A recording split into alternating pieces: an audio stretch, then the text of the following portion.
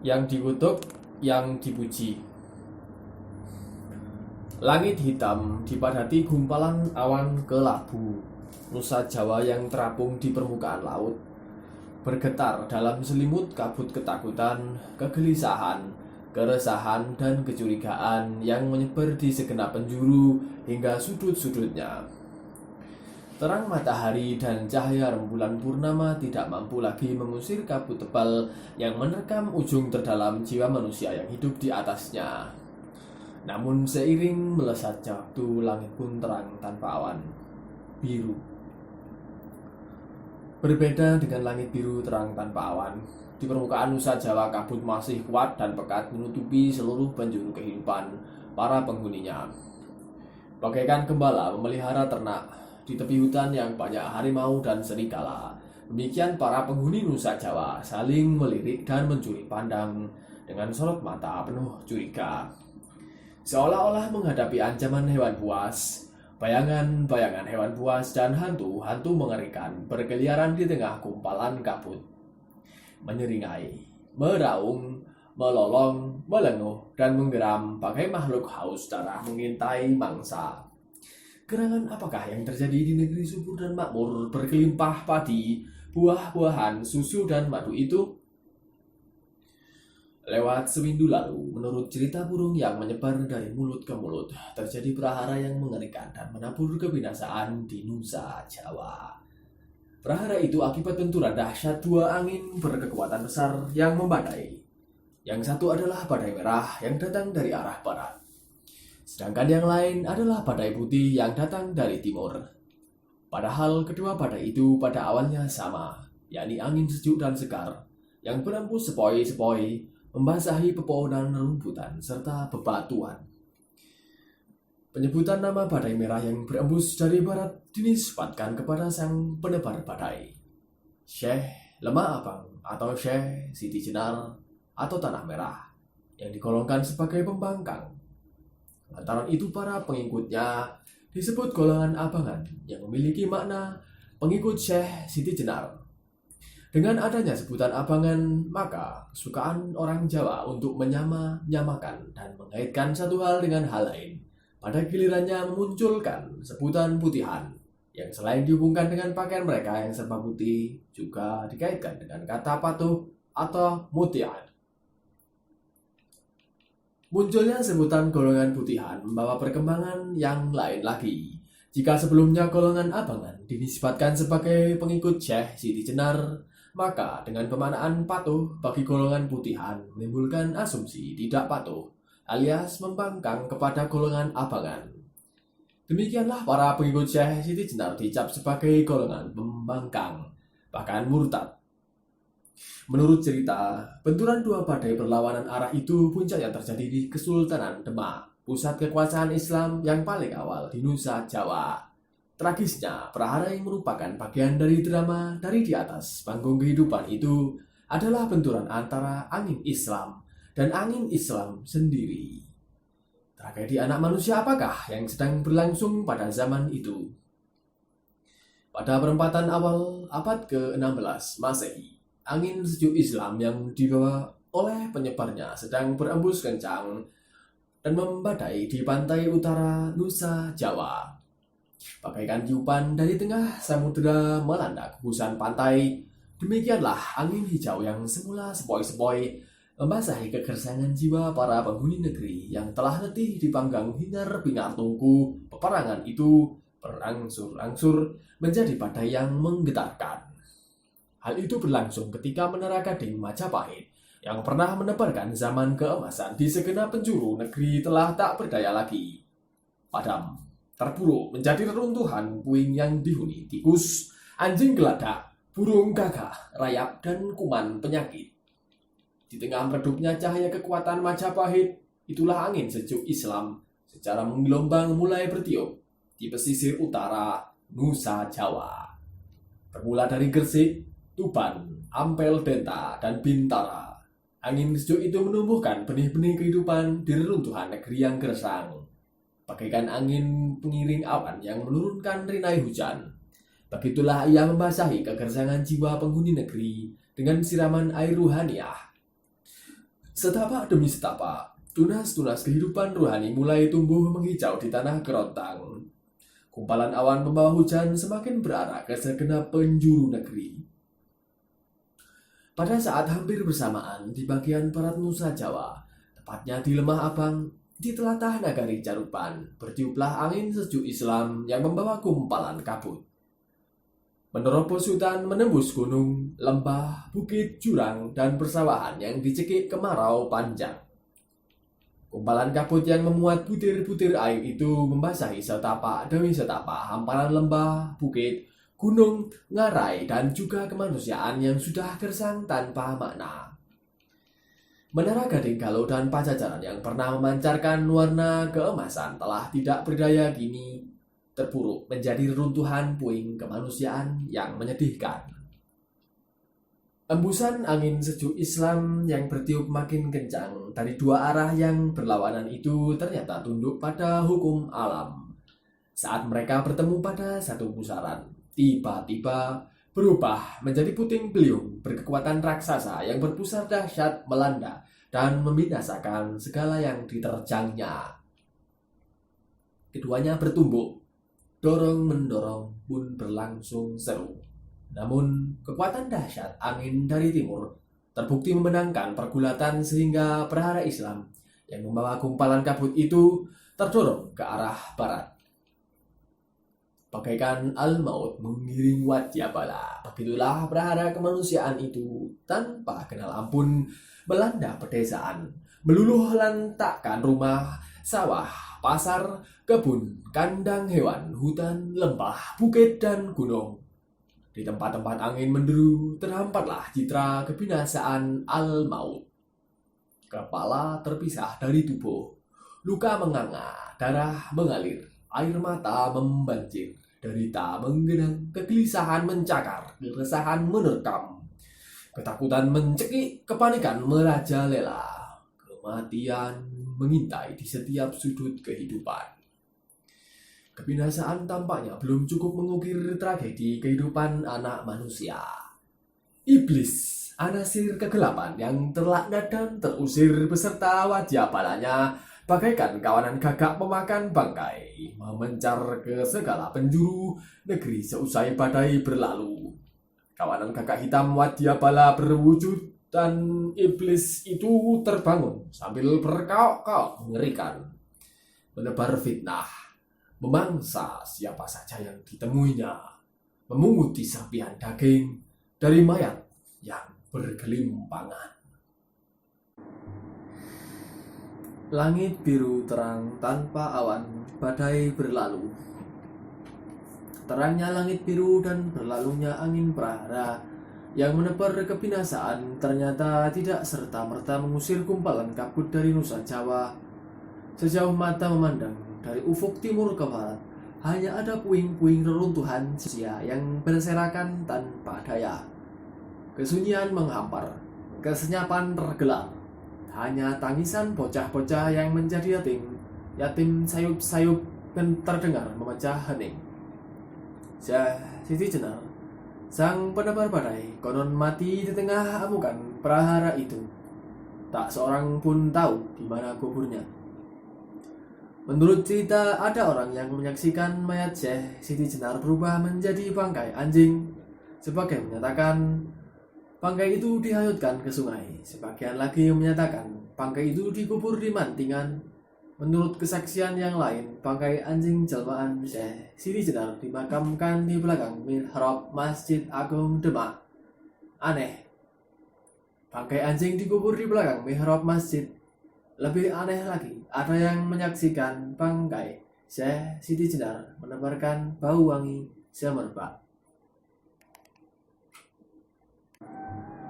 Para pengikut setia Syekh Lemah Abang tersebutlah Ki Ageng Penging, Ki Ageng Banyu Biru, Ki Ageng Tingkir, Ki Ageng Butuh, Ki Ageng Ngerang, Sunan Panggung, dan Ki Lontang dari waktu ke waktu mengalami nasib tak jauh dari gurunya, terempas oleh pusaran angin prahara. Tidak satupun di antara mereka pernah diketahui kuburnya. Bagi pengikut-pengikut dari kalangan kaula alit, tidak ada yang tersisa dari prahara dahsyat itu kecuali rasa takut, resah, gelisah, dan curiga yang menerkam jiwa. Ketakutan, kegelisahan, keresahan, dan kecurigaan yang melanda kawula alit pengikut Syekh Siti Jenar, atau mereka yang dianggap berhubungan karena ikatan darah maupun perkawanan, pada dasarnya bersumber pada fitnah dahsyat yang disebarkan oleh kawanan gagak jelmaan iblis. Bagaikan ulat menggerogoti daging, demikianlah fitnah itu ditebar, memisahkan daging dari tulang. Daging-daging yang dianggap busuk hendaknya dikelupas dari tulang dan dibakar demi memelihara kesucian. Demikianlah para pengikut Syekh Siti Jenar tidak saja digolongkan sebagai daging busuk yang membahayakan kesucian tulang, tetapi dianggap bukan bagian dari tulang. Pengikut Syekh Siti Jenar dianggap telah murtad dari kebenaran agama Rasulullah. Kawula alit yang terkena cap sebagai wong abangan dianggap sebagai bukan bagian dari umat Islam, dan darah mereka halal ditumpahkan. Akibat yang ditimbulkan oleh fitnah itu sangat memilukan, begitu kelam, pekat. Semua itu akibat ketidakmampuan manusia mengendalikan segala nafsu duniawinya, sehingga terjadilah tragedi manusia memakan sesamanya. Kisah-kisah dramatis tentang manusia memakan sesamanya ini dengan cepat meluas di kalangan kawula alit. Bagaikan cerita menakutkan tentang hantu-hantu yang bergentayangan, hati mereka diliputi rasa takut, gelisah, resah, dan curiga mendengarkan betapa mengerikan kisah orang-orang tak bersalah yang binasa akibat dituduh menjadi pengikut Syekh Siti Jenar. Ada kisah tentang orang-orang kaya yang binasa dan hartanya dijadikan jarahan. Ada pula orang-orang beristri cantik yang dimakan fitnah sebagai wong abangan, kemudian istri-istri mereka dijadikan rebutan. Atau tentang Nayaka Praja yang kehilangan jabatan akibat fitnah dari kawan-kawan yang mengincar kedudukan mereka. Hari dan pekan berlalu, bulan dan tahun berganti, namun rasa takut, gelisah, resah, dan curiga yang mencekam relung-relung jiwa penghuni Nusa Jawa masih tetap bercokol kuat. Kawanan gagak jelmaan iblis masih terus berterbangan menebar fitnah. Mereka selalu mengikuti ke arah mana serigala-serigala haus darah mencari mangsa. Saat kawanan serigala meninggalkan sisa-sisa daging mangsanya, datanglah kawanan gagak yang dengan kerakusan tiada tara memunguti serpih-serpih daging yang sudah basah oleh liur. Itulah upah mereka sebagai penebar fitnah.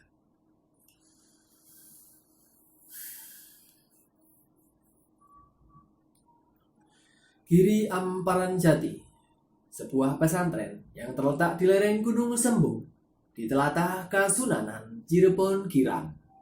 Pada paruh pertama abad ke-16, Giri Amparan Jati merupakan pusat pendidikan Islam yang menjadi tujuan bagi para musafir penuntut ilmu dari berbagai penjuru negeri. Tidak berbeda dengan tempat lain di Nusa Jawa. Di pesantren yang telah berusia hampir 1 abad itu, para penghuninya tak luput dari intayan rasa takut, gelisah, resah, dan curiga akibat empasan angin prahara yang menebar malapetaka. Bahkan di sana berlaku peraturan aneh yang dikenakan kepada santri dan seluruh warga pesantren, yakni larangan untuk menanyakan segala sesuatu yang berkaitan dengan santri-santri generasi pertama yang diasuh oleh almarhum Syekh Datuk Kahfi, pendiri pesantren. Karena yang menetapkan larangan itu adalah Syekh Maulana Jati Syarif Hidayatullah, pengasuh pesantren Giri Amparan Jati yang juga susuhunan Cirebon Girang. Maka peraturan yang aneh itu dipatuhi begitu saja selama bertahun-tahun tanpa ada yang berani menanyakan alasannya. Bahkan Nayaka dan Abdi di Kasunanan Cirebon Girang pun tidak ada yang berani bertanya ini dan itu tentang peraturan aneh tersebut. Mereka seolah sepaham bahwa melanggar peraturan berarti menantangkan laknat dan malapetaka. Manusia adalah manusia. Semakin ia dilarang, akan semakin kuat ia melanggar. Seperti kisah Nabi Adam dan istrinya Hawa, keturunan mereka pun cenderung melanggar sesuatu yang dilarang. Meski dipatuhi di permukaan, di belakang justru dilanggar. Santri Giri Amparan Jati dengan mencuri-curi berusaha mencari tahu latar di balik peraturan itu. Diam-diam mereka menjadikan peraturan itu sebagai bahan pembicaraan kasak kusuk, terutama ketika sedang melakukan pekerjaan di luar waktu belajar. Di sela-sela kegiatan mengambil air untuk mengisi bak mandi, beristirahat usai berlatih silat, mencari kayu bakar, bahkan menjelang tidur. Bertolak dari pembicaraan di lingkungan pesantren yang diikuti oleh Nayaka dan Abdi dalam di Kasunanan Cirebon Girang, beredarlah kisah-kisah menakutkan yang terkait dengan para santri dari generasi pertama. Di antara cerita-cerita yang simpang siur itu hampir semuanya terpusat pada satu tokoh utama bernama Syekh Dato' Abdul Jalil, yang juga disebut Syekh Siti Jenar alias Syekh Lemah Abang. Ternyata dari peraturan aneh itu muncul keanehan pula. Berbagai kisah buruk dan nista bergumul dengan berbagai kisah terpuji dan mulia tentang tokoh utama yang merupakan santri generasi pertama itu. Di satu sisi banyak beredar cerita kelam dan hitam tentang Syekh Dato' Abdul Jalil. Misalnya, ada kisah yang menuturkan bahwa ia semula merupakan santri taat yang berubah jahat dan murtad karena mengikuti ajaran sesat setelah tinggal di Baghdad. Konon di sana ia berguru kepada jin. Ada pula kisah yang menyatakan bahwa ia sesat karena mempelajari ilmu dari tukang sihir Baghdad. Kisah sejenis yang lain lagi menuturkan bahwa santri pertama itu adalah anak yang durhaka terhadap orang tuanya sehingga diusir dan hidup dalam kesesatan. Ada lagi yang menyebutkan ia sebagai anak resi yang masuk Islam, namun kemudian memilih jalan sesat hingga murtad kembali. Bahkan muncul pula kasak kusuk yang mengatakan bahwa Syekh Dato' Abdul Jalil sebenarnya bukan dari golongan manusia. Ia adalah jelmaan cacing menjijikkan. Lantaran itu, kemuliaan Islam tak membawa manfaat apa-apa baginya, kecuali kesesatan yang menuju kenistaan dan kehinaan. Bukti bahwa ia bukan manusia adalah saat mati mayatnya menjelma anjing. Sementara di sisi lain muncul pula kisah yang menempatkannya sebagai orang yang terpuji dan mulia. Ada satu kisah memaparkan bahwa ia adalah adik sepupu Syekh Dato' Kahfi. Syekh Dato' Abdul Jalil dikenal sebagai orang alim yang berilmu luas sebagai samudra. Ia lama tinggal di Baghdad dan menjadi syekh besar di sana. Ada pula yang menuturkan bahwa ia merupakan wali Allah yang keramat yang tanpa kenal pamrih menyebarkan Islam di bumi Pasundan dan Jawa. Bahkan beredar pula kisah yang berisi Syekh Maulana Jati Syarif Hidayatullah adalah putra menantunya karena istri ketiganya, Nyai Rara Baghdad, adalah putri Syekh Dato' Abdul Jalil. Pembicaraan kasak kusuk yang bertentangan itu membuat santri turut merasakan getar ketakutan, kegelisahan, keresahan, dan kecurigaan ketika mereka sampai pada berita-berita yang menyatakan bahwa orang-orang yang menjadi pengikut atau diduga menjadi pengikut Syekh Abdul Jalil dikucilkan dan dibenci masyarakat. Beredar pula kisah bahwa mereka dibunuh oleh orang-orang tak dikenal. Para santri tidak pernah bertanya apakah peristiwa-peristiwa itu terjadi di telatah Cirebon Girang atau di tempat lain. Mereka hanya meyakini begitu saja berita-berita itu sebagai kebenaran yang menakutkan. Berbagai kisah simpang siur tentang Syekh Dato' Abdul Jalil yang semula hanya menjadi bahan pembicaraan kasak kusuk berubah menjadi persoalan serius ketika di pesantren Giri Amparan Jati hadir seorang santri baru yang dihormati, Raden Ketip. Raden Ketip adalah putra Pangeran Surodirejo, Adipati Palembang.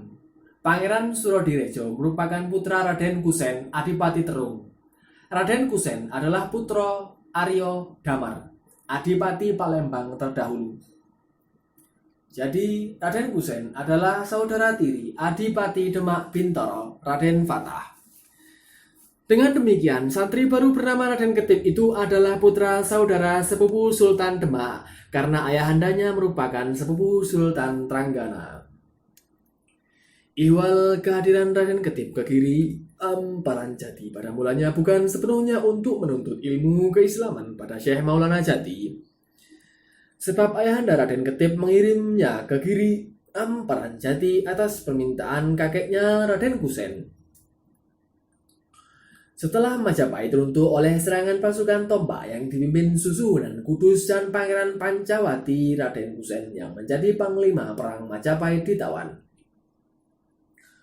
Namun karena Raden Kusen adalah paman Sultan Trenggana, maka dia kemudian dibawa ke Demak.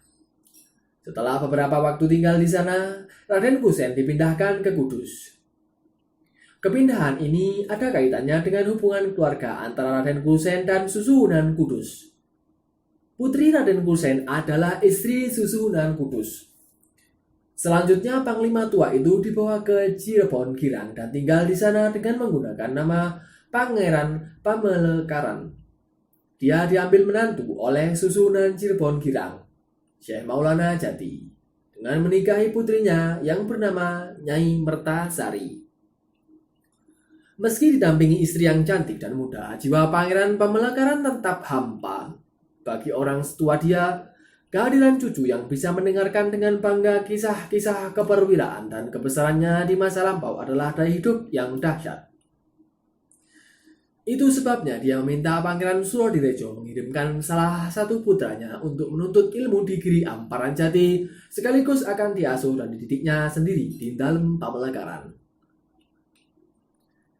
Menyadari ayahandanya adalah perwira unggul yang selalu jaya di medan tempur dan dikenal sebagai ahli tata praja, sehingga menduduki jabatan pecat tondo atau pejabat yang ngurus pajak dan bea cukai. Citerung, maka Pangeran Surodirejo pun mengirimkan Raden Ketip putra sulungnya. Ia mengharapkan Raden Ketip kelak menjadi penggantinya sebagai Adipati Palembang. Pangeran Surodirejo yakin di bawah asuhan dan didikan kakeknya, Raden Ketip akan menjadi pemimpin yang ulet, tegas, teguh, pendirian, dermawan, adil, dan dicintai rakyat. Saat dikirim ke Giri Amparan Jati, Raden Ketip adalah pemuda berusia 16 tahun. Sedikitpun ia tidak pernah mengetahui maksud lain ayahandanya mengirim dirinya ke pesantren Giri Amparan Jati. Ia mengira kehadirannya di pesantren semata-mata untuk menuntut ilmu atas petunjuk kakeknya. Itu sebabnya, meski keluarga pesantren sangat menghormatinya sebagai cucu Pangeran Pamekaran, ia berusaha menjadi santri yang tidak menginginkan keistimewaan apapun. Bersama-sama dengan santri yang lain, ia mencari kayu bakar, mengisi bak mandi, berlatih silat, dan tidur beramai-ramai di gubuk bambu beratap daun tal.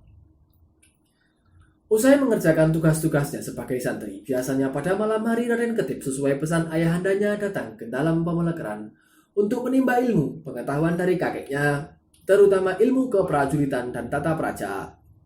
Namun, berbeda dengan harapan ayahandanya, Raden Ketip ternyata tidak tertarik dengan ilmu keprajuritan dan tata praja.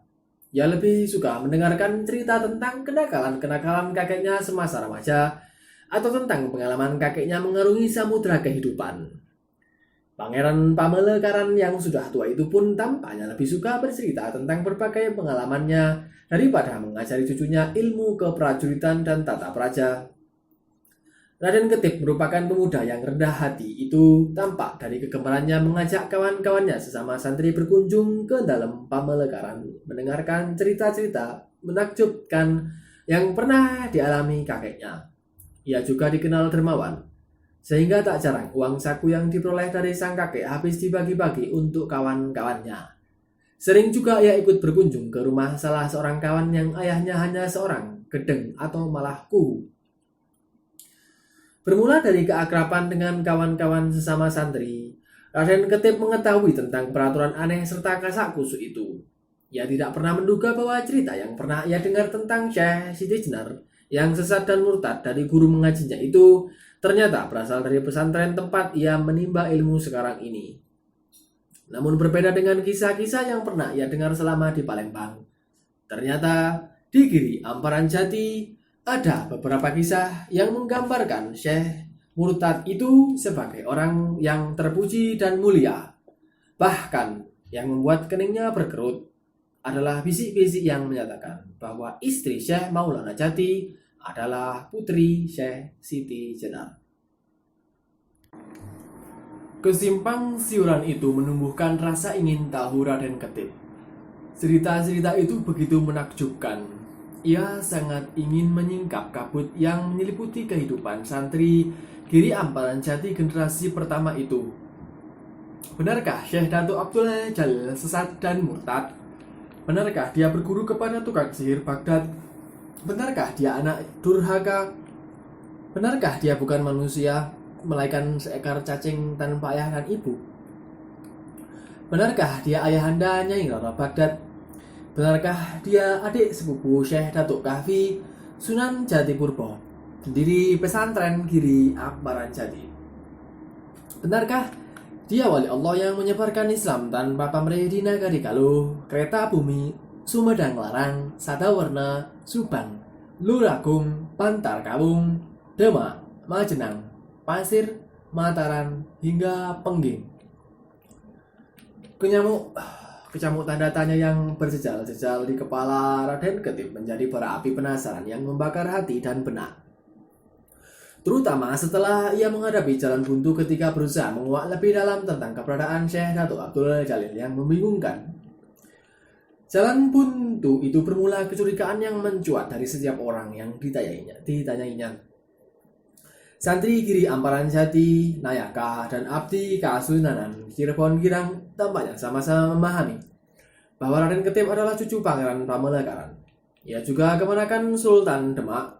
Mereka diam-diam menaruh curiga bahwa sangat mungkin Raden Ketip dikirim ke Giri Amparan Jati dan Kasunanan Cirebon Girang dilatari tujuan untuk mencari sisik melik yang berkaitan dengan ajaran sesat Syekh Datuk Abdul Jalil. Menghadapi jalan buntu itu sempat terbesit di benak Raden Ketip niat untuk menanyakan langsung hal tersebut kepada Ramanda gurunya Syekh Maulana Jati. Namun, sebagai seorang yang sejak kecil dididik di lingkungan Kadipaten Palembang yang menanamkan nilai-nilai penghormatan dan pemuliaan terhadap guru, maka niat itu dibatalkannya. Apalagi ada kasak kusuk yang menyatakan bahwa Ramanda gurunya adalah menantu Syekh Datuk Abdul Jalil. Tentu, hal itu sangat kurang ajar dan tidak mengenal tata krama bagi seorang santri yang wajib memuliakan gurunya. Mendengarkan cerita-cerita kakeknya, sempat pula terbesit keinginan di benak Raden Ketip untuk menanyakan tentang kisah Syekh Datuk Abdul Jalil. Namun, keinginan itu lagi-lagi terpaksa ditahan. Raden Ketip sadar bahwa kakeknya menetap di Cirebon Girang baru beberapa tahun saja. Sementara Syekh Datuk Abdul Jalil saat tinggal di Cirebon Girang sudah puluhan tahun silam. Di samping itu, ia tidak ingin menyinggung perasaan kakeknya karena bagaimanapun Sultan Demak yang mendiamkan saja pembunuhan Syekh Datuk Abdul Jalil oleh Sunan Kudus itu adalah kemenekannya. Terlebih lagi Sunan Kudus sendiri adalah menantunya.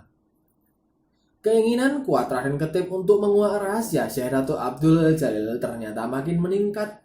Kecurigaan para santri, Nayaka, dan Abdi Kasunanan Cirebon Girang dengan cara terang-terangan atau samar. Mereka berusaha menghindar setiap kali didekati Raden Ketip. Sebagai orang yang tanggap dengan keadaan, Raden Ketip cepat menyadari bahwa dirinya diam-diam telah dikucilkan dari kehidupan pesantren maupun Kasunanan. Menyadari dirinya tidak melihat kemungkinan peroleh sesuatu dari pesantren maupun Kasunanan, maka dengan semangat tetap membara, Raden Ketip berusaha mencari penjelasan dari tempat lain. Diam-diam pada waktu senggang ia berkeliling ke desa-desa sekitar Giri Amparan Jati. Berangkat dari pengalaman di pesantren dan Kasunanan, Raden Ketip tidak menanyakan langsung segala sesuatu yang terkait dengan Syekh Datuk Abdul Jalil. Ia biasanya memulai pembicaraan dengan menanyakan ehwal keberadaan desa yang disinggahinya, baik terkait dengan nama desa, pendiri, asal-usul surau, dan berbagai hal yang menyangkut desa tersebut. Hari dan pekan berlalu, perjuangan gigih Raden Ketip untuk menguak rahasia kebenaran di balik cerita-cerita tentang Syekh Datuk Abdul Jalil mendatangkan hasil juga. Meski berserakan dan tidak utuh. Misalnya, ia beroleh penjelasan bahwa pada awal didirikan oleh Syekh Datuk Kahfi Giri Amparan Jati dinamakan Padepokan. Sebuah pesantren baru dilakukan setelah Syekh Datuk Kahfi wafat oleh seorang santri dari generasi keempat bernama Raden Sahid asal Tuban yang bergelar Syekh Malaya. Dia menyarankan kepada Syekh Maulana Jati agar nama padepokan diganti menjadi pesantren. Lain dari itu, Raden Ketip diperoleh pula penjelasan tentang siapa saja di antara santri-santri Giri Amparan Jati generasi pertama yang kemudian menjadi pengikut Syekh Datuk Abdul Jalil. Di antara mereka itu menurut cerita yang didengarnya adalah Ki Gedeng Pasambangan, cucu Ki Gedeng Topo, Ki Gedeng Tegal Alang-Alang, Ki Gedeng Babadan, Ki Gedeng Surontoko, dan Ki Gedeng Singapura. Mereka adalah kawan-kawan akrab Syekh Datuk Abdul Jalil sejak usia 5 tahunan di bawah asuhan Syekh Datuk Kahfi. Mereka tumbuh bersama di lingkungan yang sama hingga dewasa. Mereka benar-benar mengetahui kelebihan sekaligus kekurangan sahabat yang akhirnya menjadi guru rohani mereka. Manusia boleh berencana dan berusaha, namun Tuhanlah penentu keputusan akhir. Rencana dan usaha Raden Ketip untuk menguak rahasia jati diri Syekh Datuk Abdul Jalil harus terhenti di tengah jalan. Para santri Giri Amparan Jati generasi pertama yang diharapkan dapat memberikan penjelasan tentang cerita-cerita sahabat mereka ternyata banyak yang telah meninggal dunia. Hanya Ki Gedeng Pasambangan yang masih hidup. Sayang, dia telah pergi ke Banten Girang dan tidak diketahui kapan kembali. Bagi pemuda remaja yang haus pengetahuan dan ingin beroleh kebenaran, menelusuri jejak-jejak kehidupan Syekh Abdul Jalil yang penuh liku-liku merupakan tantangan yang memesona. Bagi orang kehausan meminum air laut, begitulah Raden Ketip terus berusaha mencari titik terang tentang tokoh aneh yang dikutuk sekaligus dipuji itu. Semakin ditelusuri, semakin ditemukan keanehan-keanehan dari jejak-jejak yang ditinggalkan oleh Syekh Datuk Abdul Jalil. Para sahabat karibnya yang sudah meninggal dunia misalnya, tidak satupun diketahui di mana kuburnya. Pihak keluarga yang ditanya tentang ketidaklaziman itu umumnya hanya memberi penjelasan bahwa para sahabat dan murid Syekh Datuk Abdul Jalil jika akan meninggal dunia selalu meninggalkan wasiat yang menyatakan bahwa kubur mereka hendaknya tidak diberi batu nisan atau tanda apapun. Mereka tidak mau diberhalakan oleh anak dan cucu. Kenyataan ini benar-benar membingungkan Raden Ketip. Selama hidup di Kabupaten Palembang, ia terbiasa membaca surat Yasin, tahlil, dan mengadakan kenduri untuk memperingati orang yang meninggal dunia. Ternyata upacara itu tidak satupun dilakukan oleh sahabat-sahabat dan murid-murid Syekh Datuk Abdul Jalil. Padahal sejak ia tinggal di Giri Amparan Jati, kebiasaan semacam itu juga dilakukan orang. Kenyataan ini sungguh teramat aneh. Tanpa terasa telah 3 tahun Raden Ketip tinggal sebagai santri di Giri Amparan Jati. Tanpa terasa pula usianya bertambah. Keakraban antara Raden Ketip dan kakeknya makin erat manakala Nyai Mertasari, istri kakeknya, melahirkan putra yang diberi nama Raden Santri. Raden Ketip yang hampir 20 tahun usianya itu harus memanggil paman kepada bayi yang baru lahir. Aneh sekali rasanya. Sebenarnya jika ditelusuri lebih jauh, hal yang dialami oleh Raden Ketip tidak kalah aneh dibandingkan silsilah kakeknya. Pangeran Pamekaran yang bernama Raden Kusen itu kedudukannya adalah adik tiri sekaligus kemenakan Raden Patah, Adipati Demak Bintara. Bagaimana hal rumit itu bisa terjadi? Raden Kusen adalah putra Aryu Damar. Aryu Damar sendiri adalah putra Prabu Kertawijaya para Krama Wardana Maharaja Majapahit. Aryu Damar kemudian dianugerahi seorang perempuan Cina bernama Retno Subanji oleh ayahandanya. Saat itu Retno Subanji adalah salah seorang selir ayahandanya yang sedang hamil muda. Aryu Damar diwanti-wanti agar tidak menyentuhnya Retno Subanji sebelum bayi yang dikandungnya lahir. Tak lama lahirlah bayi laki-laki yang diberi nama Raden Fatah. Kemudian Retno Subanji dinikahi oleh Aryu Damar. Lalu lahirlah Raden Kusen yang menurunkan beberapa putra dan putri, di antaranya Pangeran Surodirejo, ayahanda Raden Ketip. Berawal dari mempertanyakan keanehan silsilah keluarga itulah Raden Ketip tanpa pernah direncanakan sebelumnya tiba-tiba menyinggung hal ihwal keanehan cerita-cerita yang menyangkut Syekh Datuk Abdul Jalil. Satu hal yang tidak pernah diduga Raden Ketip. Ternyata kakeknya pernah bertemu Syekh Datuk Abdul Jalil meski sangat singkat. Dia memanggil aku dengan sebutan paman karena dia putra angkat Ki Danusela, putra Eyang Prabu Kertawijaya. Dia mengira aku adalah adik dari Rakanda Raden Fatah. Itu tidak salah, tetapi dia sebenarnya juga bisa menyebutku Rakanda karena aku adalah kemenakan Ki Danusela, katanya sambil tertawa. Merasa kakeknya hanya kenal sepintas saja dengan Syekh Datuk Abdul Jalil, Raden Ketip kemudian menuturkan betapa selama ini ia berusaha mencari tahu tentang tokoh aneh itu. Pangeran Pambalekaran mengurutkan kening mendengarkan penuturan cucunya. Namun saat kemudian dia menyatakan akan memanggil Ki Gedeng Pasambangan, putra Ki Gedeng Tapa, yang merupakan kawan Syekh Datuk Abdul Jalil. Biarlah Ki Gedeng Pasambangan menuturkan segala sesuatu yang diketahuinya kepadamu, kata Pangeran Pambalekaran datar. Namun Eyang, sahut Raden Ketip Tasim, bagaimana jika cerita Ki Gedeng Pasambangan nanti menyinggung perasaan Eyang? Menyinggung perasaanku? Pangeran Pambalekaran mengincitkan keningnya. Iya Eyang, karena menurut cita-cita yang saya dengar, yang berperan penting dalam kematian Syekh Datuk Abdul Jalil adalah Susuhunan Kudus, menantu Eyang. Kemudian Sultan yang mendiamkan saja pembunuhan itu adalah kemenangan Eyang. Hahaha. Pangeran Pambalekaran terbahak. Setelah itu dengan suara tegas dia berkata, kebenaran harus diungkap apa adanya. Itu prinsipku. Aku tak pernah tersinggung. Bahkan engkau harus tahu bagaimana sikapku terhadap Susuhunan Kudus menantuku itu. Ketahuilah saat penyerbuan awal pasukan Demak ke Majapahit yang dipimpin oleh Susuhunan Agung, Ayahanda Susuhunan Kudus yang tak lain adalah besanku. Akulah yang menjadi Manggalayuda Majapahit. Dalam pertempuran itu, aku harus berhadapan dengan dia sebagai Panglima Demak. Aku tikam lehernya dengan keris, meski dia sudah mengenakan pusaka Kutang Antokusumo. Toh mati juga dia di tanganku. Itulah kenyataan, Ger. Aku tidak tersinggung jika diungkap bahwa aku telah tega membunuh besanku demi mempertahankan kerajaan kafir Majapahit. Dalam peristiwa itu, banyak orang menyalahkan aku. Namun aku tidak peduli, sebab aku sudah berkali-kali mengingatkan bahwa aku adalah murid yang setia dan teguh memegang amanat guru. Telah berkali-kali kukatakan bahwa aku tetap memegang amanat guruku Raden Ali Rahmatullah Susuhunan Ampel Denta yang menitahkan aku agar mengabdi pada Majapahit apapun yang terjadi demi melindungi pemeluk-pemeluk Islam di pedalaman. Namun mereka tidak peduli. Mereka tidak menghargai prinsip hidupku.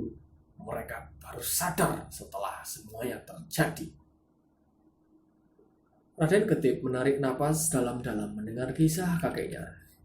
Namun terlepas dari keberpihakannya kepada Pangeran Pambalekaran, ia menangkap Sasmita bahwa kakeknya itu berpendirian teguh dan tidak mudah menyerah. Kakeknya hanya bisa disejajarkan dengan tokoh Bisma dalam cerita Mahabharata. Berani menanggung risiko apapun demi memegang teguh prinsip yang diyakini kebenarannya. Janji Pangeran Pambalekaran untuk mengundang Ki Gedeng Pasambangan dipenuhi kira-kira sehari setelah syahadat Syekh Datuk Abdul Jalil itu kembali dari Banten Girang. Raden Ketip yang tidak menduga bakal secepat itu bertemu Ki Gedeng Pasambangan tak bisa berkata-kata ketika tiba di dalam Pambalekaran, kecuali mencium dengan takzim lutut kakeknya dengan hati berbunga-bunga. Bagi Pangeran Pambalekaran sendiri merupakan suatu kebahagiaan tak terhingga jika dia bisa menemui hasrat dan keinginan cucunya. Malam itu setelah memperkenalkan Raden Ketip sebagai cucu tercintanya, Pangeran Pambalekaran mengajak Ki Gedeng Pasambangan mengingat saat-saat menegangkan ketika mereka menyerbu Pakuwuan Caruban dan menghadang pasukan Pajajaran yang dipimpin Terong Peot di pantai Muara Jati. Ki Gedeng Pasambangan yang saat itu merupakan santri Giri Amparan Jati tentu masih mengingat peristiwa itu dengan jelas. Dia kemudian menuturkan kepada Raden Ketik betapa gagah dan berani Pangeran Pamelekan ketika itu. Namun, saat menyinggung nama San Ali, nama kecil Syekh Datuk Abdul Jalil, Ki Gedeng Pasambangan tampak sekali berusaha menghindar. Sebagai orang yang sudah kenyang menelan pahit dan getir kehidupan, Pangeran Pamelekan memahami kecanggungan Ki Gedeng Pasambangan. Ketika menyinggung hal sahabat dan guru tercintanya, itu sebabnya dia langsung meminta Ki Gedeng Pasambangan untuk menuturkan apa adanya segala sesuatu yang diketahuinya tentang Syekh Datuk Abdul Jalil. Engkau tak perlu ragu dan curiga, Ki.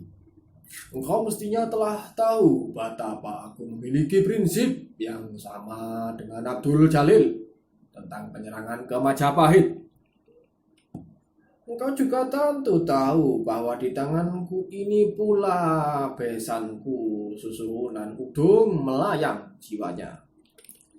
Karena itu, Ki, ceritakan apa adanya tentang San Ali, kemenakanku itu. Cucuku sangat besar hasratnya untuk mengetahui kisah San Ali yang sampai kini simpang siur, kata Pangeran Pamelekan dengan suara berat.